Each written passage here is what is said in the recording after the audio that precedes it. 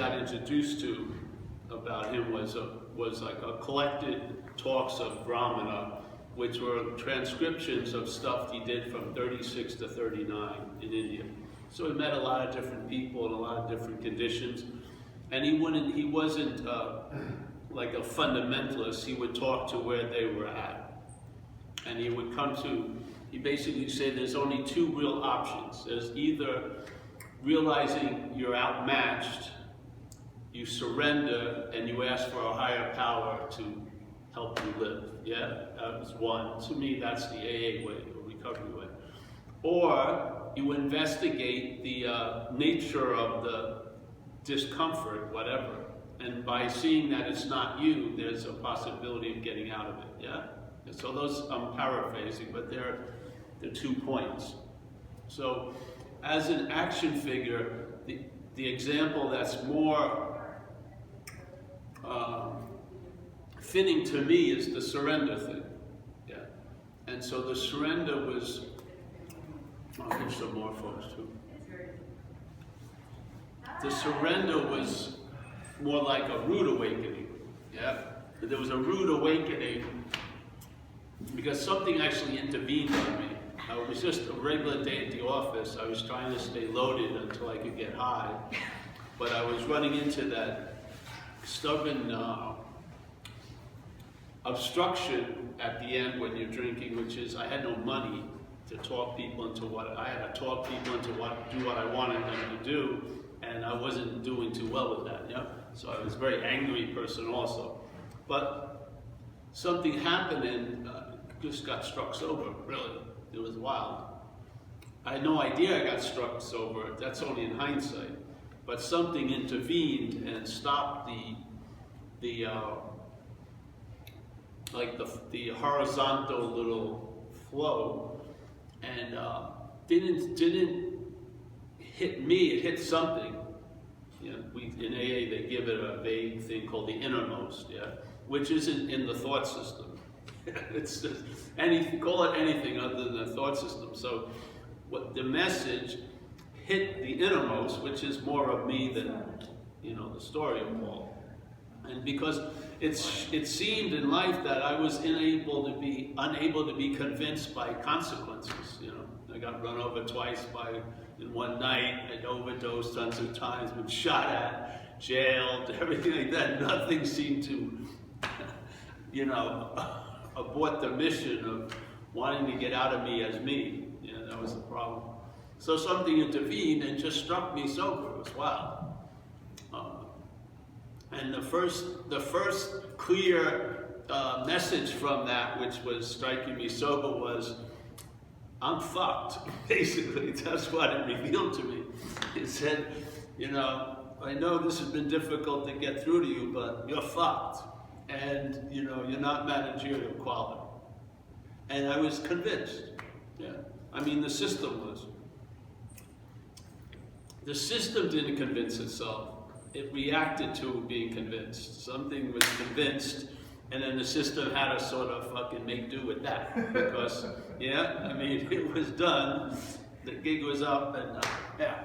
So, and then the amazing thing was here, without looking for it, I was introduced to the way I would express the sobriety for 31 years, which is recovery. I didn't think, oh, I should go to one of those AA meetings. No, but a woman made a deal with me. She said, if you want a place to stay, which I wanted that night, well, you have to go to an AA meeting. So she took me to my first meeting, and I've stayed sober, you know, been sober 31 years.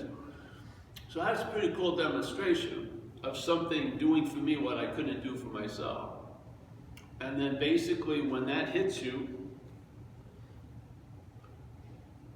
you know, just keep expanding on what you can't do for yourself, basically, you know, so that the surrender, not as an experience, but as a state, you become surrendered, yeah? Yeah, you surrender to the fact you're not managerial quality, that you're basically screwed, and it doesn't come up for review every year, or there doesn't have a bunch of mental pundits talking about, it's just flat out convinced. It's amazing in a way, yeah. So that's the action figure story. Now, today, this third step, which is the big thing, which is you turn your will and your life over to this care of something greater than yourself. Yeah. So that which you're taking yourself to be, you're turning your will and life over, or you're making a decision to, because it's in the possession of the self. Yeah. That which you're not has your will and life. It's using you to live. Yeah. So you can't really turn it over because it's not in your possession. So, and the thing is sort of like the one who's holding the bag is bigger than you who wants to get the bag back. So you're not going to get the life back by pleading or cajoling or trying to become friends with the parasite. It just has it. But so you admit this, and then you make a decision to turn your will and your life over to the care of something greater than self. That's the decision. But before the decision, there's certain things you have to do. You've got to quit playing God. So everyone sort of flies right by that statement and goes to the big surrender statement. But if that which is playing God surrenders, it's not going to be a surrender. It's going to be a transaction. Yeah.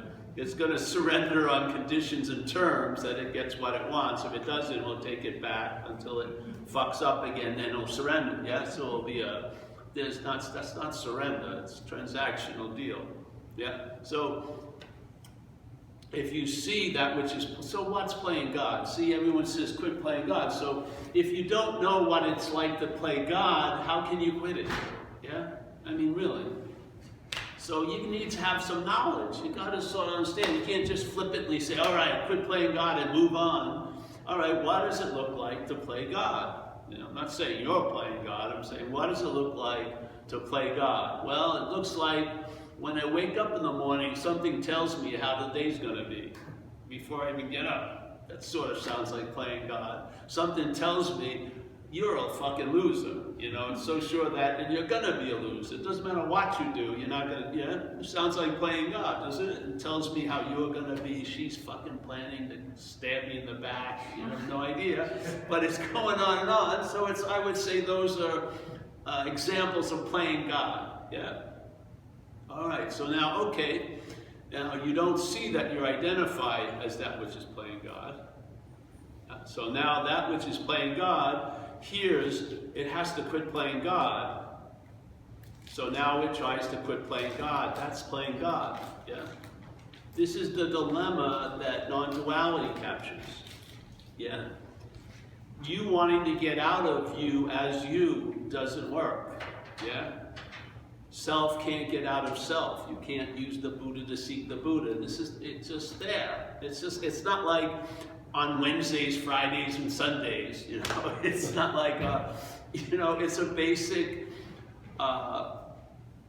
fact of the system, yeah? You can't get out of the system as the system, yeah?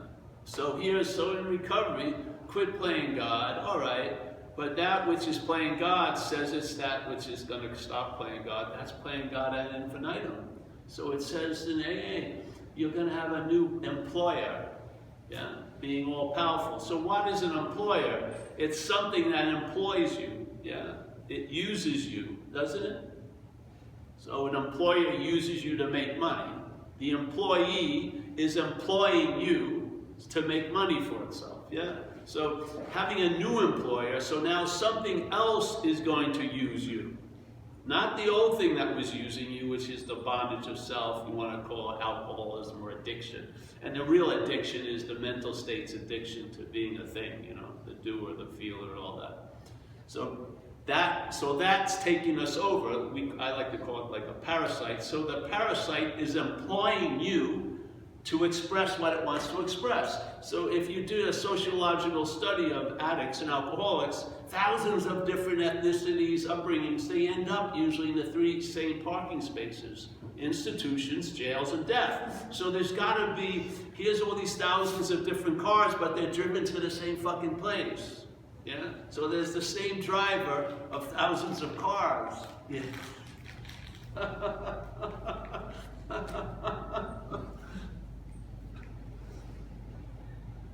You know, if a lot of people have your thoughts, they're not your thoughts. There are thoughts of a system that is being shared by many. Yeah. So the idea that they're yours is really the bonding. It's like the juice. It's like the goo. It's like the goo that when you touch it, it sticks, so to speak. You know, you walk around, what's that? Until you can wash it. Yeah. It's sort of like so. We're going to have a new employer, and so by saying what the new employer's attributes are, it's basically negating the attributes of the old employer. So it says the new employer being all powerful, which infers that the old employer didn't have much power. And that's probably its main dilemma. It can't make people really do what it wants to do. It's a very frustrating, powerless, empowered situation, yeah? It assumes it has power it doesn't have, so it's frustrated and things aren't fucking, so it just keeps on trying to manage and control, but it can't get over the fact that its dilemma is powerlessness. It doesn't have the juice, yeah? So, all right, so being all powerful, this new employer, not the one that's employing you now, yeah?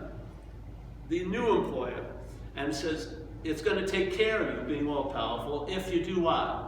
Stay close to it. So, like when I grew up as a Catholic kid, they had one of the attributes of the Godhead was omnipresence. So, if God is omnipresent, how can He not be close to it? Yeah? So you fulfilled the first requirement. You're close to it. And then what? Do its works well. So basically in AA they say the new employer really wants to use you so that it can be of maximum use to others. Not you being of maximum use to others, but it using you to be of maximum use to others. Yeah, that's the deal. Yeah, you're employed by something. Something is employing you. Something has taken you over and is using you for transportation. It talks to you as you, and when you yearn to get out of it, to be free, the only way you can entertain getting out of it as it, and to be free as it instead of from it, because there's the act of being identified as it. The act of being identified as it thwarts any movement, yeah, because it will be you that makes the move. You see it? So, all right, so what's non-duality? I don't know. I call it a fact, basically. And non-duality is just not two. It's negating this whole idea that we're living from, which is, whatever can be perceived cannot be perceiving it, like a great master Hawaiian Po says. Whatever he said, he doesn't say it now. Whatever can be perceived, yeah, cannot be perceiving. Yet, listening to the narrative all day, that narrative sure takes you as the object to be that which is perceiving. Yeah? So Hawaiian Po's trying to correct the whole ball game when it starts, not after the fifth inning. It doesn't go anywhere. It just goes into fucking extra innings. Yeah? You go at the point. Yeah? So he cuts the root right there before it can, not one shoot can grow. He says, whatever can be perceived, yes, you're perceiving this, so this can't be what's perceiving. Oh, well, then why don't you, now you have that one little idea, one small little idea, yet now you're armed with it, listening to the narrative, and the narrative sure sounds like you're the one who's seeing everything as a thing, yeah? Every time they're seeing, it implies that it's you seeing, yeah? And you is implied as a body. Where do you need to go any farther than that?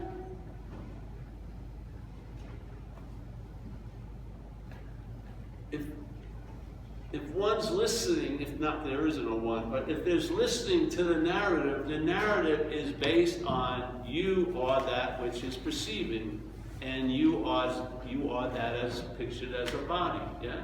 Yet the body can be perceived, and in Hawaiian Po's little rule book, you'd be out of the game. Out at first.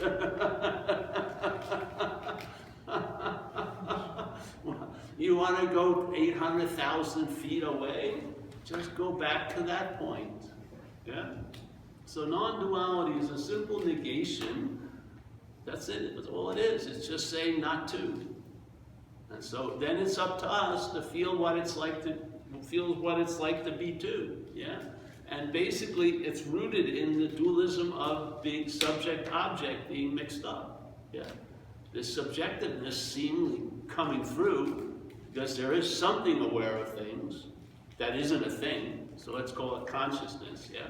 So consciousness is aware of things, and it seems to be aware of things through a thing. It's sort of like the scientist or Paul sees the stars through the telescope. The telescope isn't seeing the stars.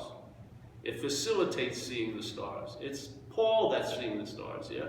So let's say the consciousness is seeing, hearing, feeling, tasting, touching. It's not Paul that's seeing, hearing, feeling, tasting, touching. But most of us, listening very, very lazily to the narrative up there, the assumption is that that which is seeing, hearing, feeling, tasting, touching is Paul as the body. So Hawaiian Po doesn't get to page 83. He doesn't have even a page following that statement. It's just one statement. Whatever can be perceived cannot be perceiving.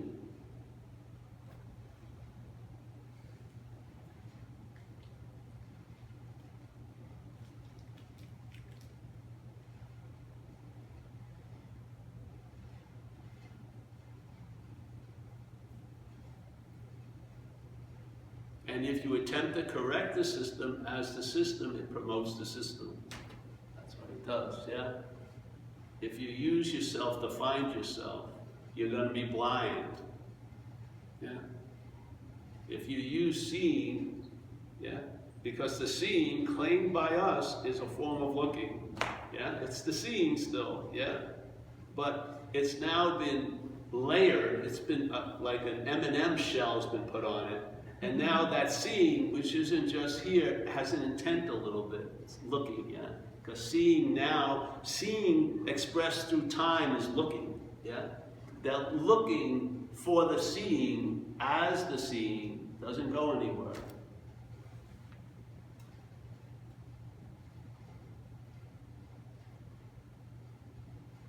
It ends you up here, yeah, basically. After 30 years, or 10 years, or 15 years, you realize, just as the statement Hawaiian Po made later on, which is you can't use the Buddha to seek the Buddha, you can't use mind to seek mind, you can't use light to seek light. Would Hawaiian Po say that to anyone who wasn't the Buddha, the mind, and light? Why would it say it to someone who wasn't the Buddha, mind, and light? He was trying to talk through Paul to the Buddha, to the mind, to the light, not to Paul about the Buddha, the mind, and the light. That doesn't go anywhere. It confuses fucking Paul, yeah? It actually whips Paul into another fucking form of slavery, which is the spiritual fucking path that can go for lifetimes, yeah? Paul cannot find any fucking rest. If it's doing something it used to enjoy, well, I shouldn't be enjoying, you know? You're wanting, there's a very thin line between self-investigation and self-obsession. Most of us veer into self-obsession when we're thinking we're investigating self, yeah?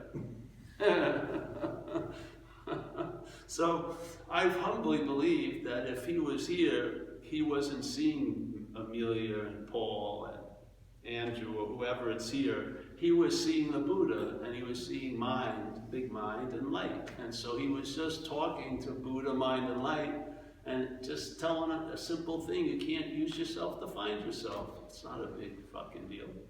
Yeah. If the correction was made by the Buddha, mind, or light, it would seem there was never a need of correction, because it wasn't really so. It was just appearing to be so, like a little magical trick. Yeah. So when the correction is applied, it says there's been no solution. There was no need for a solution. There's no problem. You haven't lost the Buddha. You haven't lost mind. You haven't lost fucking light. Yeah? It's all disguised in the attentiveness and the interest that you have with you, the you that you're not. Yeah? So by being obsessed with you to the point that you use you to look for what you are, most of us have found ourselves in that condition. We're trying to get out of Paul as Paul. The getting out of Paul is based on never being in Paul. Yeah, just like when you were a baby, you weren't in Paul. You grew into the idea of being Paul, and therefore you can grow out of it, really. If you grew into something, you can grow out of it. Yeah, it's not a one-way street. Once you're in, there's no out, no.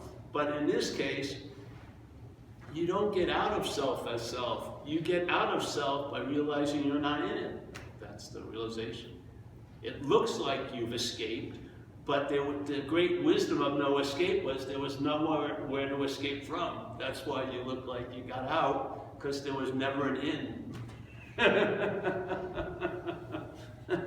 If someone believes an in, they can only believe you got out. How did you get out? You know, and you keep telling them, I didn't get out. I just realized I wasn't in. Yeah, and if you weren't in, then the out stabilizes, obviously. And now it's out, it's taken out of the two-ness, yeah? In and out, in and out. You're in a pre-in, which is the out of all outs, yeah? It's not an out that comes after an in to lead to another in and an out, yeah? In and out, in and out, no. It's before the in. That's the big out, yeah? So you're before the in, and then you see the head's narration, which is all day, I'm really up the ass of self, or I'm sort of out of the ass of self. And then most of us, because out of habit, when that thing talks, we think it's talking about us. Yeah, I was really up the ass of self, but then I've been really connected. But you were neither of those. Yeah, you just are. There's no connect or disconnect, or close or far, or you had it and then lost it. That's all in the make-believe of the mental activity. Yeah, that's all duality. You can leave the in and then you're out, then you have a desire to get in, you get in, you're always afraid that you're going to be out again. So where's that? You can't even enjoy peace. Yeah, because if you're enjoying peace, you're thinking, will I be at peace next week? That's what happens. People come to these talks, oh, I feel great at this message, but then the world starts, but how am I going to feel Tuesday? The system just keeps pledging allegiance to itself, yeah. It can't just see, its whole drive is to be relevant.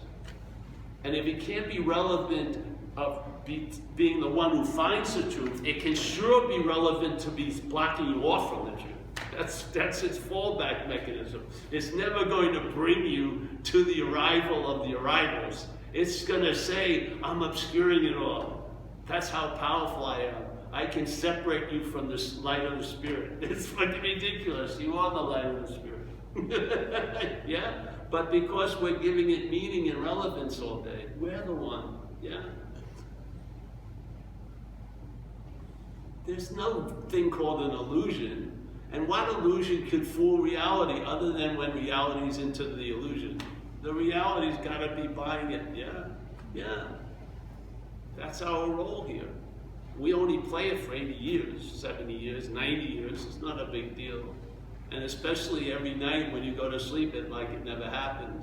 And then when you finally go end, you'll be like it never happened. So how much did it really happen? Tell you the truth.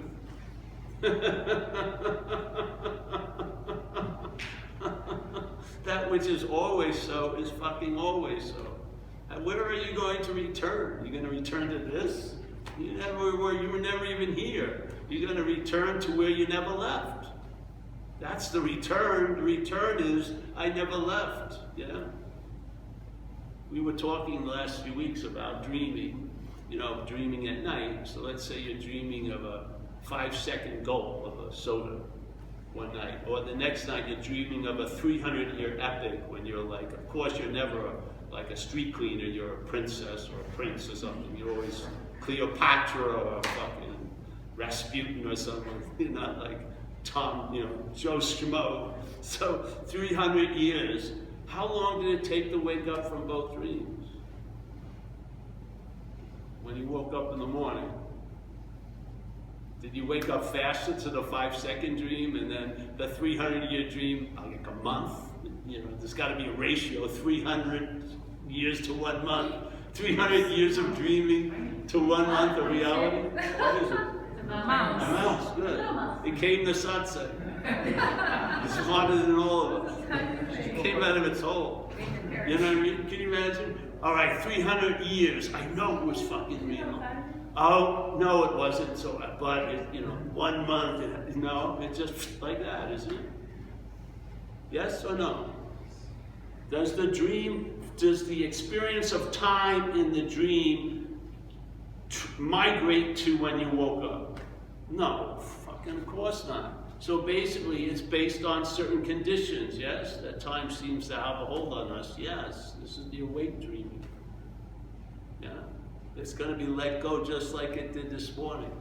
It's just on it's a different version. It's like, you know, 2.0, that was 1.0. There's not much of a difference in the programming. 2.0 has you wake up to the 1.0. That's all. We're just waiting for the new edition 3.0 when you realize you're already awake. Sleeping or awake or whatever. Yeah. So I don't, you know, when I started to do this stuff, the talks, I went to satsangs and, you know, I realized quickly that there's no point in talking to you about the truth. Yeah, the point is to talk to the truth about you. Really, that's it. Yes. So the message isn't coming from me, please. Yeah, and it's not going to you. You're the obscuring agent. Really. You are the fucking obscuring agent. That which is wanting to get it is the obscuring agent. Yeah, that's it. It's the verb of obscuring right now. It's not like, oh, you were obscuring 3 hours ago, we caught you obscuring. No, you're obscuring now, always now. That's the point. The whole point is how to get around you to what you are. It's not how to convince you you're that, but to convince that about you. Yeah, that's the whole point that I wasn't seeing. You know, even high-level satsangs, it was still, something was off, because I feel the sense of you is produced so fast in time that no process in time can outdraw it, really.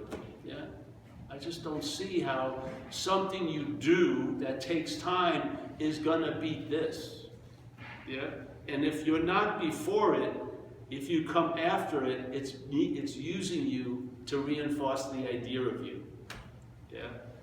If you see it from before, you see it as mental activity, basically. It's sort of like a program that was left on.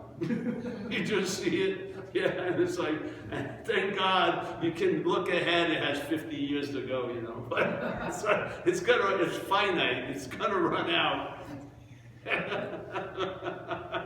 Its projection distance shifts, you know, maybe 100 feet, and it's like 5 feet. It doesn't even get out we can't broadcast far anymore.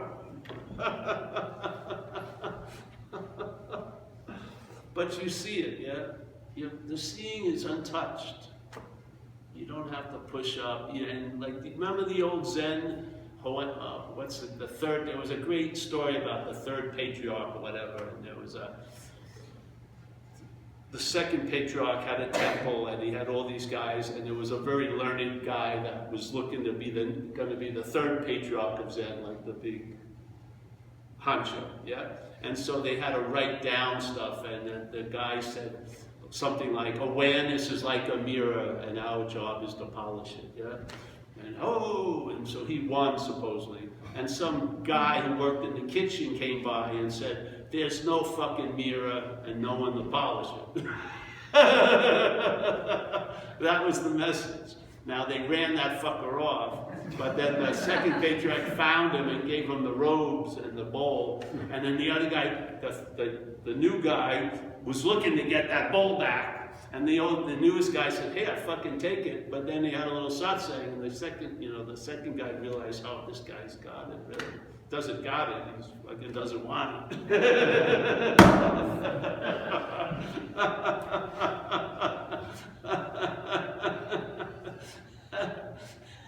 If you got it, you don't want it.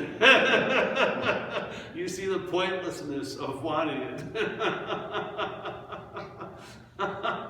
You lose interest in that. You do. You don't get in my own observation of it. You don't get like your tip doesn't get sharp and like that. You just lose interest in all of the spirituality stuff. You just lose interest in it because you've realized this is the obscuring agent. So if this is, God forbid that you get excited about knowing the truth. It just gets to become the biggest fucking deterrent. It picks up a lot of concepts, a lot of shit, and all of it has to be, none of it has to be dismissed. You just got to see it's not you, really. Yeah? Yeah. But you can save yourself a lot of time, a lot of trouble. So the loss of interest doesn't mean you lose interest. You just lose interest the way it's being directed. Yeah? So, in other words, the interest isn't starting from the obscuring agent looking for clarity. The interest is before that and knows it's clarity. Yeah? Yeah. It's a huge difference, really. And so, yeah, you're just starting from something that just feels right. Yeah? And then, blue is blue and red is red. Things are clear in certain ways. Yeah? You're not... And really, the real valuable awakenings are rude awakenings. Yeah? Really, you just awaken to the fact that which you're identified as is incapable or unable to grasp what it is, because it's already that. Yeah? And it can't get through this, it can't get beyond the source code of itself wanting to get out of itself. All it does is it runs into the wall, backs up, and does it a number of times, and then just changes vehicles and does the same thing. Self can't get out of self with drugs, self can't get out of self with spirituality, self can't get out of self with money, it's just self can't get out of self. There's the drive to get out of you, that seems fucking clear, but you try to get out of that you as that you. That's the dilemma, yeah? That's the act of being identified.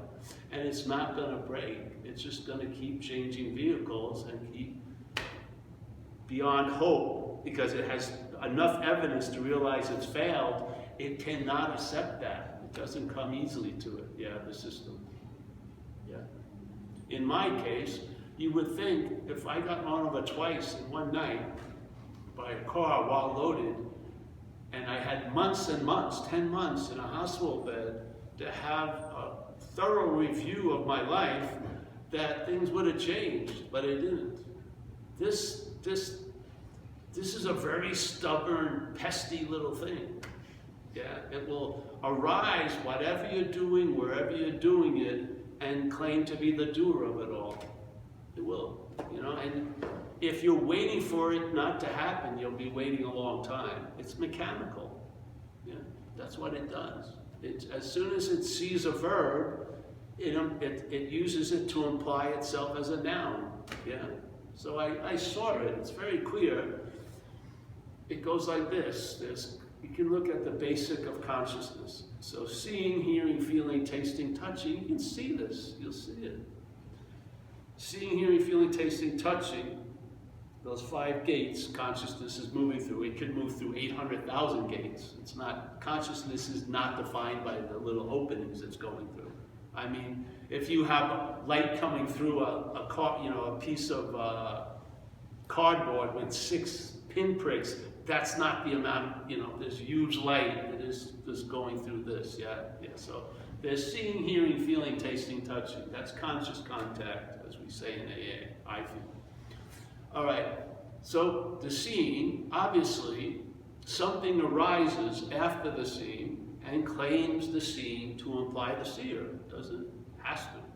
So here's the seeing. So you would say seeing's a verb, right? There's no beginning. There's no seeing and then no. This is seeing. Yeah. If you're not seeing anything, you're seeing the back of your eyelids. Yeah. There's seeing. It's on all the time. So there's seeing. All right. So there's seeing.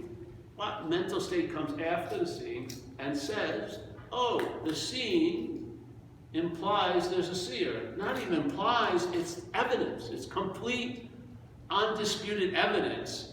When they're seeing, there's a seer. Just fucking, that's the case. Yeah, and it's fucking court. Its precedent is that. Its precedent is every verb implies a noun, or infers, or just basically authenticates the noun. So the seeing authenticates the seer. The hearing is used to authenticate the hearer. The feelings are used to authenticate the feeler, and so on and so forth. The doing is used to authenticate the doer, right? The thinking is used to authenticate the thinker. Yeah. Now there's thinking, there's doing, there's seeing, there's healing, there's feeling. Why would you try to go against that? Yeah. But is there a thinker, a hearer, a seer, a feeler, a taster, a doer? That's under suspicion. Yeah. So the seeing and then the seer. But the seer, as soon as it works, the seer is presupposed to be before the seeing. Yeah. This is what Ramana Maharshi said in one of his statements. He says it, a lot of people wrote a lot about this guy's writings, his teachings, and he says the same thing in different ways. And in this one way it says there's a presupposing. A pre means before, right? So a supposing that does a little trick that most supposing doesn't do. It presupposes something. Oh, it's a move, it's unbelievable. So there's a presupposing of what? Of a non-existent thing, and then you could put it in parentheses as being existing. Yeah? So the object is now taking itself to be the subject. So subjectivity is moving through the object, right? Like the telescope thinks it's seeing the stars. Yeah. So, all right, so it's here and it's moving. So the seeing claimed, right, implies the seer. The seer is presupposed before the seeing. Yeah. This happens all the time. So there's a presupposing of a non-existent thing appearing to be existing, yeah, wanting to get salvation for the non-existent thing. Yeah. Now, if you were wanting to get salvation from the non-existent thing, eureka! It's always stabilized. The thing you need to get relief from doesn't exist. So therefore, there's the relief. Before the relief, there's the relief. But if you try to get salvation for the non-existent thing, that's bondage. Yeah. But salvation from the non-existent thing is the inherent condition. You're constantly in salvation from the non-existent thing because it doesn't exist. You don't have to go back and kill it twice because you don't have to kill it once. It doesn't have 9 lives. It doesn't have any life. So there's a presupposing of a non-existent thing, feeling like it's existing, mixing up the object-subject. Yes, that's the whole thing of non-duality, negating that. There's a mixing of the object and subject. So now you take the object to be existing, so you want to get salvation for the object. And then the mental state arises and has a fucking field day with that. So he says, if this is the case, your spiritual practices themselves, this is so beautiful, your spiritual practices themselves, which would be seeking for salvation for the non-existent thing, right? Your spiritual practices themselves are reinforcing the non-existent thing. How can they destroy it? You think you're using it to destroy something, but it's reinforcing. You see, whoops. You're doing the exact opposite of what you want. Now, does that call you to arms? No, it's a disarming realization. You realize the futility because every little move you make is an obscuring agent. You can't get the obscuring out of the obscuring.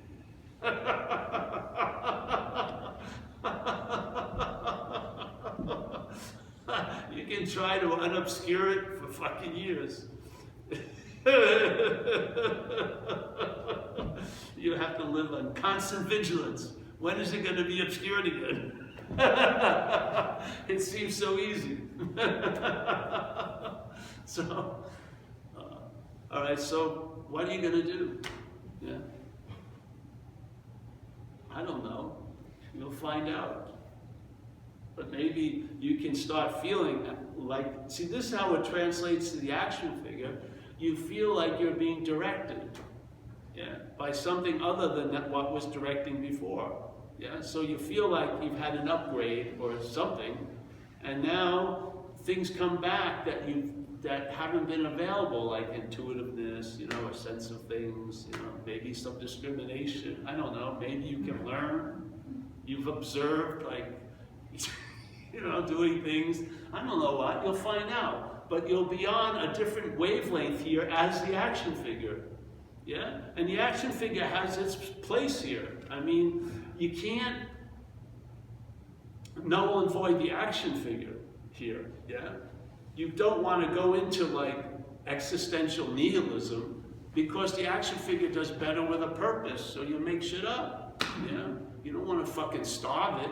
You know, have some weird fucking non-dual pharisaical fucking idea. Just like, you know, let it reach its little enough levels on its gauges, and then it's, you know, it's basically functions on its own, and then the mind can be, it's not free, but it can just, you know, fly around, entertain other possibilities. Yeah, it's not so beholden to the game board because of the piece. Yeah. So, and this becomes an expression, which is awesome, of traveling lighter. And the only way it can come to that it's traveling lighter, it has a huge amount of evidence when it was traveling heavy.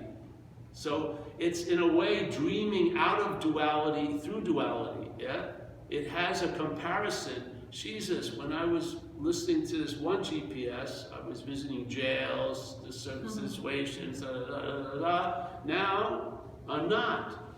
That's a big upgrade. So the action figure starts having attitudes and outlooks it wasn't having before, which is like gratitude, or AWE.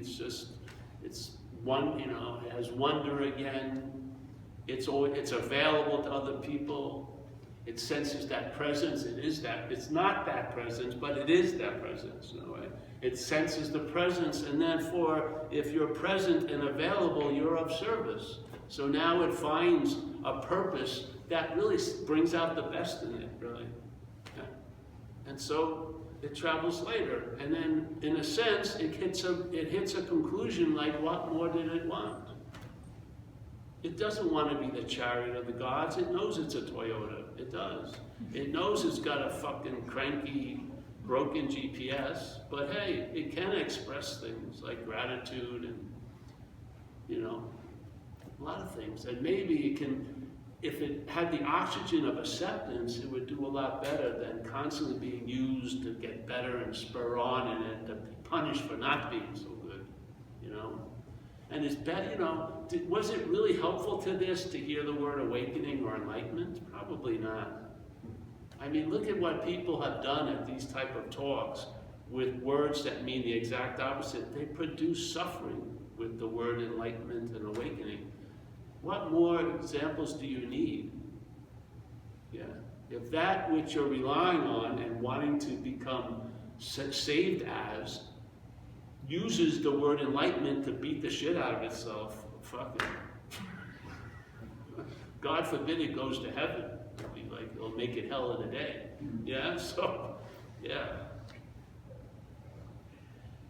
So then things get straightened out. The horse is front of the cart, things make sense. Yeah, doesn't mean you don't take care of the cart. The cart will take care of itself, but you know.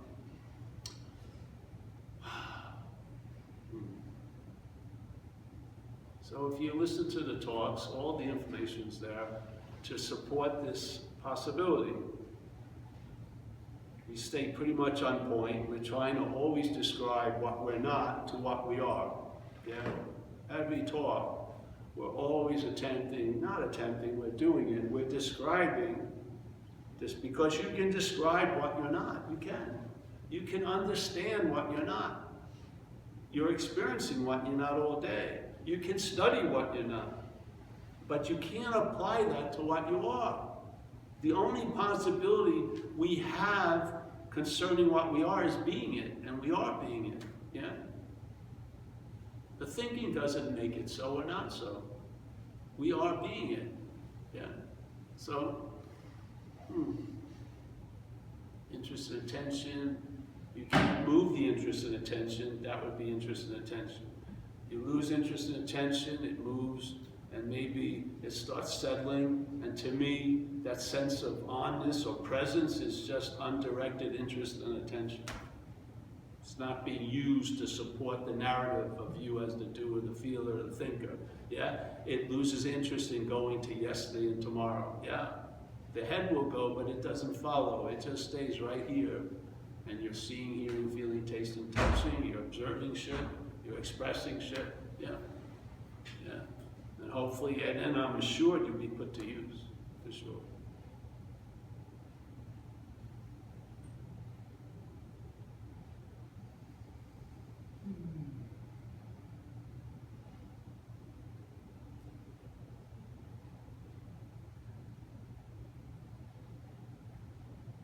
Any questions? Yeah?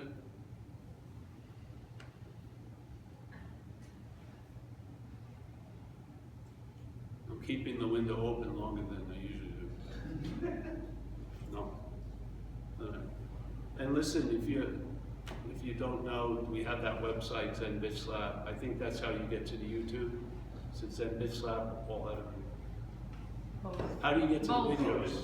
Both? Yeah. All right. Basically, put your name in. Just put name in, yeah. So we have tons of videos. We put them all out. This will be out. And we're basically just, repetition helps here in this place. It does. So, and you can repeat an invitation.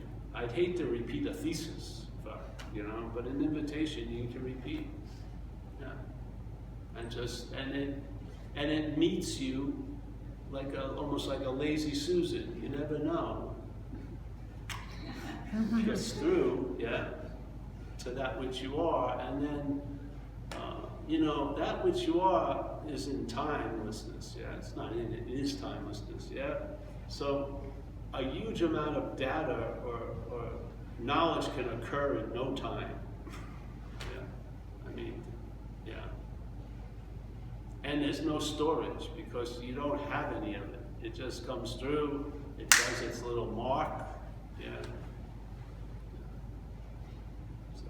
In my case, it's as Paul, I've just observed it as the last answer. And I was really keen on this topic after all the drug use and shit. I figured the only way out was going to be through demonstration, energy, practice, yeah, Kundalini, all like that. And to have all that interest, just leave all of that. All of that behavior, what it was conceptually representing, the real thing must have shown up, because it cut off all that interest whatsoever, to the point of zero interest in it. Pretty good.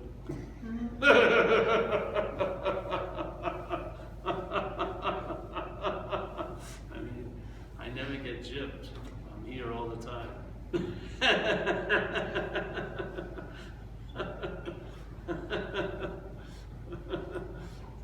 so yeah, and we'll pass the basket and stuff. And if you're interested, I have books too. I have a new book. I have 3 books. I have them in the car, I think. And some T-shirts and bitch slap shirts. Cutlery, cutting boards. We're branching into a lot of We need more revenue stream. Because my expiration